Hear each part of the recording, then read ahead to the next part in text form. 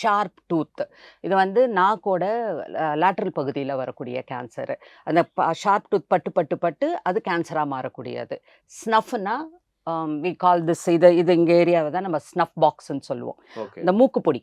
இங்க வச்சு இப்படி பண்ணுவாங்க. ஓகே, ஸோ அதனால தான் this area is called as a snuff box அப்படின்னு சொல்லுவோம். ஓகே. ஸோ இந்த 5 எஸ்ஸுமே நம்மளுக்கு காரணகர்த்தாவா இருக்கு கேன்சர், ஓரல் கேன்சர்ஸ் வர்றதுக்கு.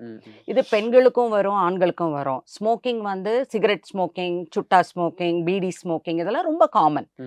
அது மாதிரி பெண்களுக்குன்னா வாயில சொத்தப்பல்லு இருந்தது, அதனால நான் பன்னீர் புகையில போட்டேன் அப்படின்னு சொல்றவங்களும் ரொம்ப காமனா இருக்காங்க.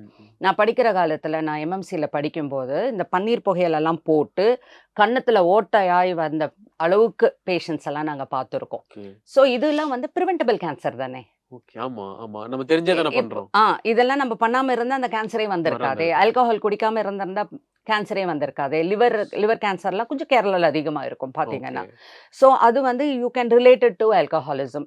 ஆல்கஹால் ஆல்சோ உங்களுக்கு வந்து பிரஸ்ட் கேன்சரும் வரதுக்கான காரணங்கள். ஸோ இதெல்லாம் தான் WHO பாயிண்ட் அவுட் பண்ணுது. பிரிவென்டபிள் கேன்சர் 6 கேன்சர் ஏதோ ஒரு காரணத்தால வருது. நமக்கே தெரியல.